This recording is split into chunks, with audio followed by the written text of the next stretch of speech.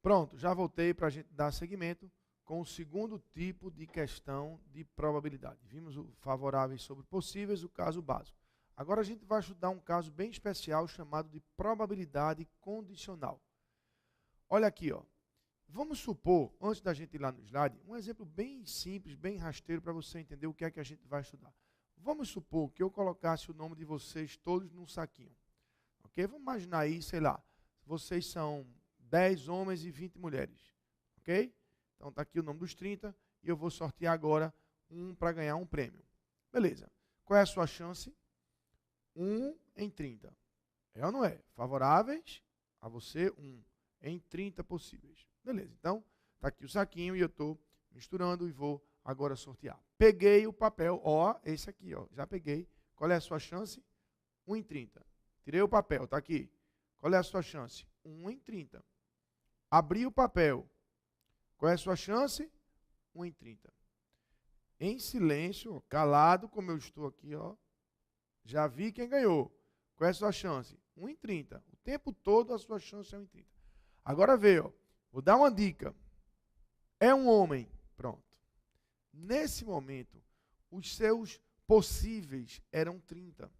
Mas como eu adiantei uma condição do resultado, eu disse, é certo que é um homem. Aquelas 20 mulheres já não fazem mais parte do conjunto dos possíveis. E o seu espaço amostral reduziu para 10. Então, a partir dessa dica, qual é a sua chance? 1 para 10. Claro, você homem, não é você mulher, nenhuma chance mais. Ok? Então, gente, qual é o recado aqui? No momento em que você antecipa uma condição do resultado, o seu espaço amostral se reduz. E aí a probabilidade aumenta. A esse caso específico, a gente chama de probabilidade condicional. Vamos lá na tela para a gente ver isso aí. Olha aqui, ó. Primeira maneira de cobrar a probabilidade condicional é a partir de uma tabela, dos dados que já vêm prontos e montados em uma tabela. Então ele diz ali, ó, observe a tabela abaixo. Sorteando-se uma pessoa e sabendo-se que tem olhos claros, qual é a probabilidade de que seja um homem? Veja bem, ó, sorteando-se uma pessoa. Vamos parar a leitura aqui, ó, sorteando-se uma pessoa. Parou aqui. Veja, quantas pessoas existem aí nesse universo? Se você contar 10, mais 20, mais 30, mais 40, são 100 pessoas. Então, gente, notem que o nosso espaço amostral ele começa com 100 pessoas. 100 pessoas. Tudo bem, mas ele diz, sabendo-se que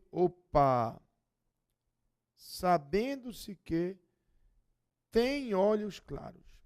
Veja, no momento em que ele diz que a pessoa sorteada tem olhos claros, impossível dela ter olhos escuros. Percebeu? Então, aquelas pessoas de olhos escuros já não estão mais no conjunto dos possíveis, não é? E possíveis são somente as que têm olhos claros, que são 40, 10 mais 30. Então, qual é a probabilidade de que, agora vamos restringir para o nosso evento, seja um homem? Favorável a essa condição de ser homem, só temos 10. Nesse universo de 40. Nesse universo reduzido, ou nesse espaço amostral diminuído. Então, qual é a probabilidade de, nesses 40, ocorrer justamente um homem? 10 sobre 40. Ou 1/4, se a resposta vier em fração, 0,25, se no gabarito tiver em decimal, ou ainda 25%, se a banca quiser expor em percentagem. Ok? Então, uma possibilidade de cobrar probabilidade condicional é a partir de uma tabela. Veja que os valores já vieram prontos na tabela. Beleza? Outra possibilidade. Ao invés de dar a tabela pronta, o enunciado narra as quantidades para que a gente monte a tabela. Depois de montada, você vai ver que fica igual ao caso anterior. Mas a diferença está em agora a gente ter que montar a tabela. Veja como é interessante. Numa turma, 60% são homens, dos quais 70% fumam. Sabe-se ainda que apenas 20% das mulheres fumam. Sorteando-se uma pessoa dessa turma e sabendo-se que ela não fuma, qual é a probabilidade de que seja um homem? Ok? Qual é a probabilidade de que seja um homem? Então, eu trago aqui as informações e a gente vai organizar agora na tabela. Vamos lá. Ele diz, 60% são homens. Observem, gente, que todas as informações são percentuais, tá vendo? Então, a gente pode imaginar que são 100 pessoas. Isso facilita, não é? Então, 60% são homens, temos 60 homens e, obviamente, 40 mulheres. Ok? Aí ele diz, ó, dos quais, ó, dos 60 homens, 70% fumam. Portanto, 70% de 60, 42. De 60, 42 fumam, a diferença, 18, não fumam. Então, já estou aqui. Ele diz ainda, sabe-se ainda que 20% das mulheres fumam. 20% de 40, 8. Então, 8 das 40 mulheres fumam, as outras 32 não fumam. Então, vejam que nesse momento a questão fica igual à anterior, porque agora nós temos a tabela pronta. Está vendo? Aí ele diz, sorteando-se uma pessoa dessa turma, parou aqui, sorteando-se uma pessoa, nós temos aí 100 pessoas, não é? Nós temos aí 100 pessoas. Mas, sabendo-se que ela não fuma, olha aqui, ó, sabendo-se que ela não fuma. Então, se ela não fuma, as pessoas que fumam já não estão mais entre as possíveis sorteadas. Percebeu? Já não estão mais entre as possíveis sorteadas. Só quem está agora dentro dos possíveis é esse grupo aí que não fuma. Ele pergunta a probabilidade de que seja um homem. Ora, aqui nós temos 50 pessoas, né? Agora, que são homens, apenas 18. Então, qual é a chance? 18 no universo de 50. E aí, simplificando aí, se a gente dividir por 2, isso vai dar 9 sobre 25. Vejam que a gente continuou fazendo favoráveis sobre possíveis. Favoráveis sobre possíveis. Só que um possíveis, né, reduzido. O conjunto de possíveis, ele é reduzido. Por quê? Por conta daquela informação que é dada sobre o resultado. Ok? Uma coisa que vocês vão notar é que nessas questões de probabilidade condicional, normalmente aparece a expressão sabendo-se que é justamente naquele momento em que ele vai dar a redução. Beleza? Mas ainda tem um outro estilo que a gente vai ver agora na letra C. Acompanha aqui. É justamente o caso em que ele dá um conjunto, ou 2 conjuntos, 3 conjuntos, enfim. Ele traz as informações organizadas agora em conjuntos, né? Não que aquela tabela não fosse em conjuntos também lá, os dados não tivessem organizados em conjunto. De certa forma, estavam também. Mas agora é mais aquele diagrama redondinho, daquelas bolas que a gente faz, né? Os diagramas de Venn, esse é o nome correto, né? É mais aquele estilo. E aí a gente vai preenchendo aquelas regiões, como a gente trabalhou no assunto anterior, e depois ele lança lá a pergunta sobre probabilidades. Acompanhe um exemplo. Uma pesquisa revelou que 13 pessoas compram o produto A, 12 compram o produto B e 7 compram apenas o produto B. Sorteando-se uma dessas pessoas e sabendo-se que ela compra o produto B, qual a probabilidade de que ela também compre A? Então veja que agora não é difícil a gente perceber que existe a interseção entre os dois conjuntos A e B, não é? Afinal, ele fala aí de pessoas que compram os dois produtos, não é? Então, a gente vai organizar isso numa espécie de diagrama. Vamos lá.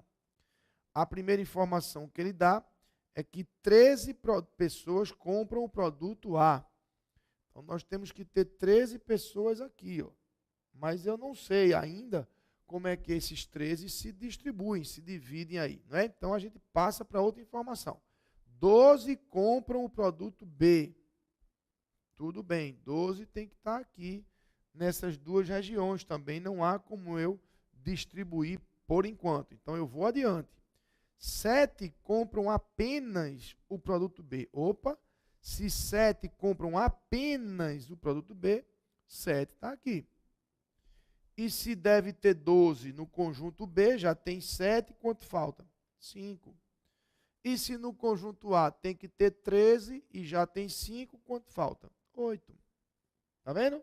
Você descobre uma região, isso possibilita encontrar outra, que possibilita encontrar outra, e assim por diante. Aí ele diz, sorteando-se uma dessas pessoas, se você contar aí, são 20 pessoas, né? Então, o seu espaço amostral ele é concebido com 20 elementos. Até quando ele diz, sabendo-se que ela compra o produto B. Vejam, sabendo-se que ela compra o produto B, aquelas 8 já não tem mais como serem assorteadas. Esses 8 já não fazem mais parte do conjunto dos possíveis, porque a pessoa sorteada compra o produto B. Ela está entre essas 12, 5 mais 7, 12. Qual é a probabilidade de que ela também compre A? Ora, dessas 12, quantas compram também A? 5. Então, qual é a chance? Com 12 possibilidades de ocorrer uma dessas 5. Ora, a chance é de 5 em 12. E assim você responde sem dificuldade essa questão. Ok? Então, probabilidade condicional. Antecipando uma condição do resultado, o espaço amostral se reduz. Muitas vezes isso vem com uma tabela já pronta, outras vezes vem com as informações para que a gente construa a tabela, e outras vezes vem para que a gente lance as informações assim, como nos conjuntos. Beleza? Terceiro tipo de problema. Eventos sucessivos e união de eventos. Olha aqui, é esse terceiro caso. Mas antes de a gente seguir aqui no slide, eu queria mostrar para vocês, como eu fiz no outro caso lá do saquinho, um caso bem simples, bem básico, para que vocês possam compreender o que é, e aí já com a ideia do que a gente vai estudar, a gente formaliza aqui no slide. Então, eu vou fazer uma experiência de novo. Olha aqui, ó. Vamos imaginar que eu vou jogar um dado 2 vezes, ok? 2 vezes. Eu quero analisar a probabilidade que ocorra o número 4 nas 2 vezes. 4 no primeiro lançamento e 4 no segundo lançamento. Ora, a chance de ocorrer 4 no primeiro lançamento é de 1 em 6. Afinal, o dado tem 6 faces. Uma delas está pintada lá com o 4. Então, no primeiro lançamento, a chance de ocorrer o 4 é 1/6. Mas eu quero que ocorra também o 4 no segundo lançamento. Então, eu quero associar as ocorrências. Eu quero que dê 1/6 do segundo lançamento associado ao fato de já ter dado 1/6 no primeiro. Então, nesses casos, a gente multiplica as probabilidades. Qual é a lição daí? Quando você tiver eventos sucessivos acontecendo, a probabilidade de acontecer isso, e aquilo outro, e depois aquilo também, você virá multiplicando essas probabilidades. É isso que os alunos chamam de regra do I. Quando for I, a gente multiplica. Ok? Agora veja essa outra experiência. Acompanhe aqui. Imagine que eu tenha, sei lá, 5 livros de raciocínio lógico, 3 de matemática básica e 2 de matemática financeira. Então, eu tenho 10 livros. 5 de raciocínio lógico, 3 de financeira e 2 de matemática básica. Ok? Então, eu vou sortear um livro e eu quero calcular qual é a probabilidade de ele ser de raciocínio lógico. 5 em 10. De financeira, 3 em 10. Mas olha o que eu vou perguntar agora. Qual é a probabilidade do livro sorteado ser de raciocínio lógico ou de matemática financeira? Ora, temos 5 em 10 e 3 em 10. As duas atendem favoravelmente. Então, eu tenho 8 em 10. Veja que, nesse caso, a gente somou as probabilidades. isso se transforma no que a gente chama de regra do ou. Então, se eu quero que aconteça isso ou aquilo, a gente soma lá as probabilidades. Tá certo? Agora, nos dois casos, nós temos que ter dois cuidados. Aí eu vou no slide para lhe mostrar isso aqui. Depois eu volto para cá. Mas vamos primeiro aqui. Ó. O primeiro cuidado, que é na regra do I. A regra do I. Essa vai dizer que você deve multiplicar, né? Multiplicar as probabilidades. Só que, para isso, os eventos têm que ser independentes. O que é que significa isso, Jair? Eventos independentes. Ora, a ocorrência de um não pode interferir na ocorrência do outro. Acompanhe aqui. Imagine que eu lancei o dado e caiu o número 4. Você acha que o fato de ter dado 4 no primeiro evento vai aumentar ou diminuir a chance de dar 4 no outro evento? Não. Veja que, lançando um dado, saiu 4, isso não tem a menor interferência no outro lançamento. Vai continuar sendo um sexto do mesmo jeito, nem tem mais chance, nem tem menos chance de dar 4, porque já deu 4 antes.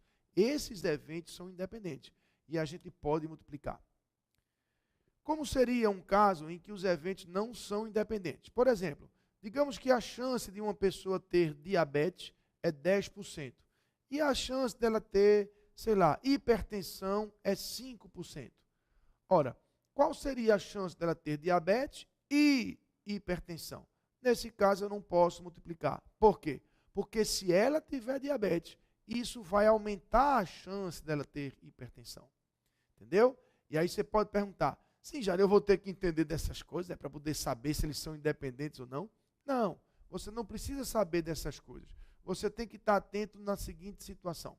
Se por acaso a situação que ele traz na questão for objetiva, tipo o lançamento dos dados, você tem a obrigação de saber. Claro que o dado sair 4 no lançamento não interfere no outro lançamento. Isso é obrigação sua de saber. Agora, se a questão tratar de algo subjetivo, como a hipertensão, a diabetes, aí você não tem a obrigação de saber. Você não vai multiplicar. Por quê? Porque você não está certo de que eles são independentes. A não ser que o enunciado diga, considere que os eventos são independentes. Aí é sinal verde para você multiplicar. Então essa é a observação sobre a regra do I. Só pode multiplicar se os eventos forem independentes. Ok? Veja agora aqui a segunda observação. A segunda observação é para o OU. A regra do OU. Quando a gente diz que eu tenho 5 livros de raciocínio lógico, 3 de matemática financeira e 2 de matemática básica, no total de 10 livros, a probabilidade de que o livro sorteado seja de raciocínio lógico ou de matemática financeira. Então, eu somo, dá 8, não é? 8 em 10. Beleza. Qual é o cuidado? É que, às vezes, esses conjuntos eles têm interseção. Aqui não. Ó. Os livros de raciocínio lógico não têm interseção com os de financeira, nem com os de matemática básica. Afinal, os livros são de uma matéria, os outros são de outras matérias. Então, isso é diferente, por exemplo, aqui. Digamos que uma pessoa lá consome o produto A, 6 pessoas, 4 pessoas e 3. Ok? Qual é a probabilidade de que a pessoa sorteada compre o produto A ou o produto B? Digamos que aqui já são 10, 3, vamos botar 7 aqui para fechar em 20, né? Fechar em 20. Veja que, comprando o produto A, nós temos 10 pessoas. Comprando o produto B, nós temos 7 pessoas. Não é? Nós temos 7 pessoas. Então, qual é a probabilidade dessa pessoa sorteada comprar A ou B? A ou B. Se você botar a probabilidade dela comprar A, que é 10 em 20, não é? 10 em 20, que é o total.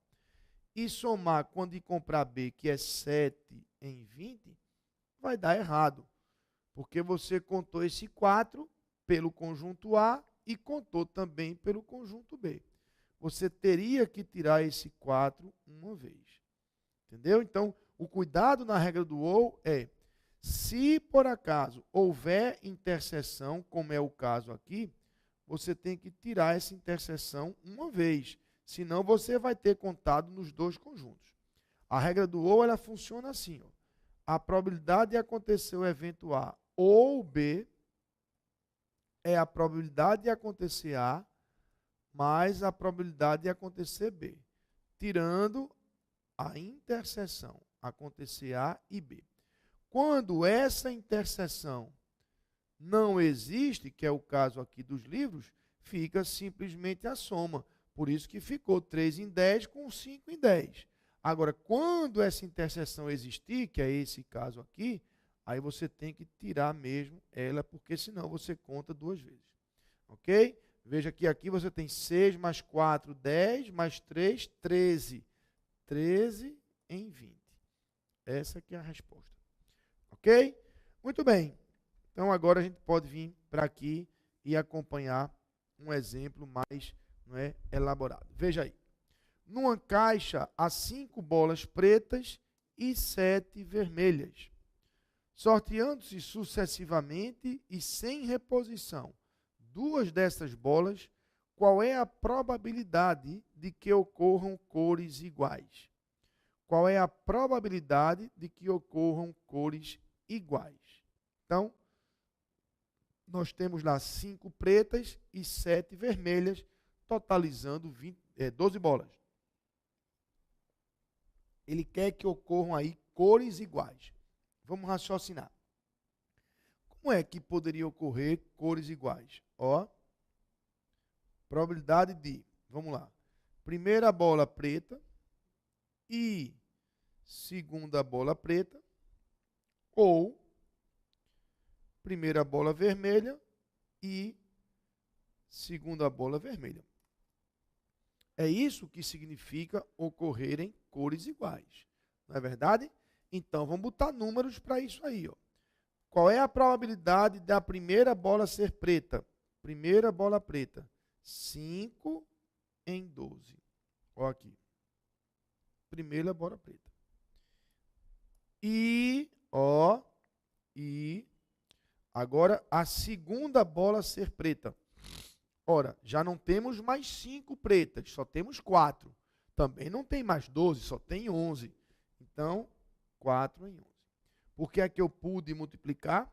Porque o fato da bola sair de uma cor não vai mudar, não vai interferir na próxima retirada. Né? Não tem nenhuma relação um evento com o outro. Então, está livre aí para você multiplicar.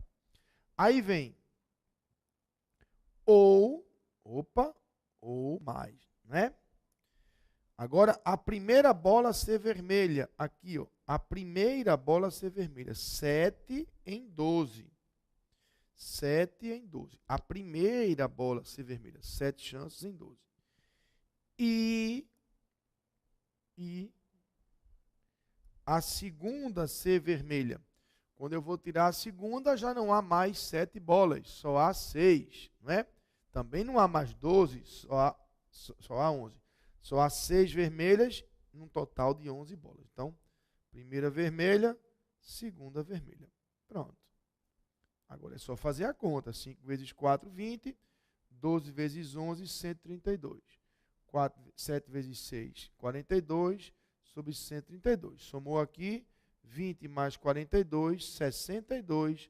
Sobre 132. Simplificando, dividimos aí por 2.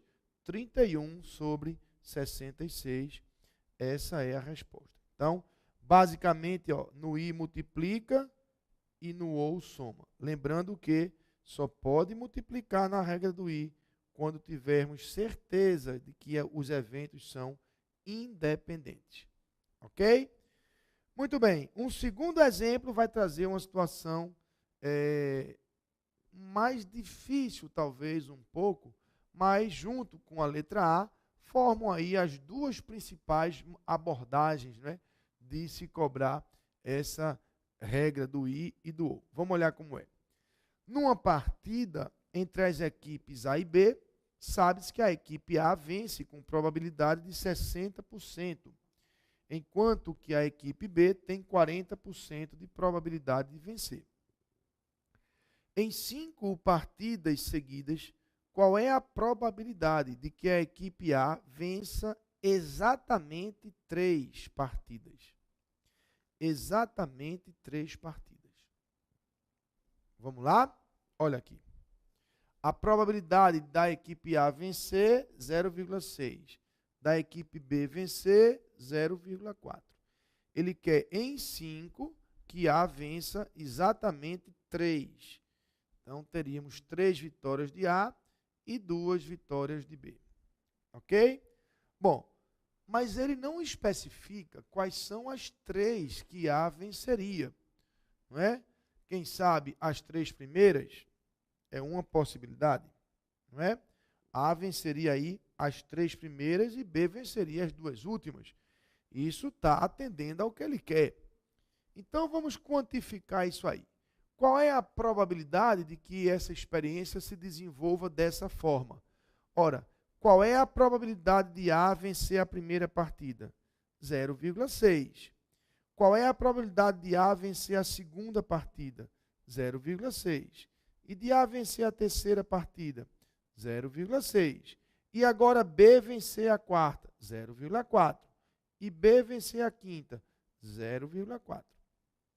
Então, está aí. A chance de A vencer as 3 primeiras e B vencer as 2 últimas é isso aí. 0,6 vezes 0,6 vezes 0,6 vezes 0,4 vezes 0,4.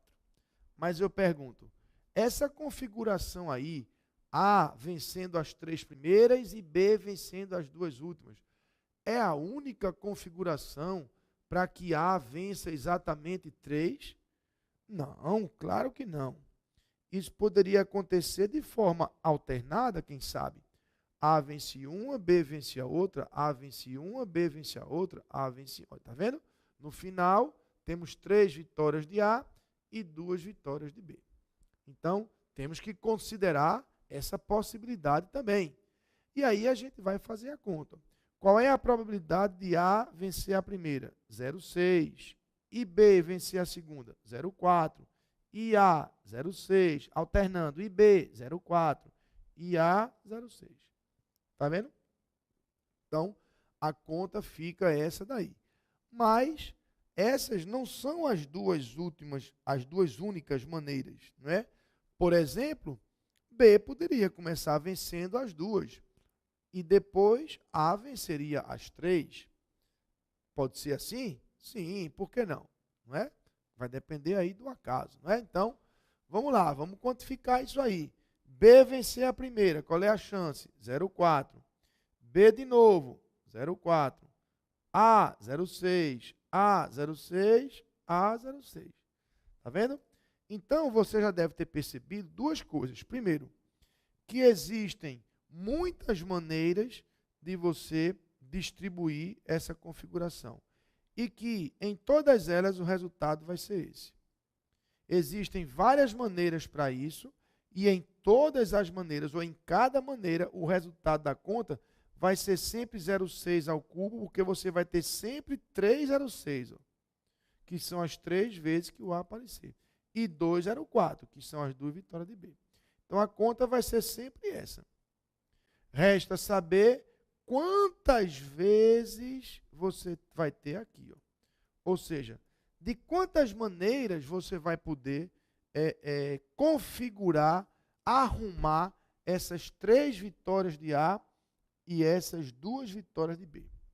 Entenderam? Eu não sei se isso pode acontecer de 10 maneiras, de 8, de 15, sei lá. Mas eu sei que cada vez que você configurar isso aqui, a chance de ocorrer é essa.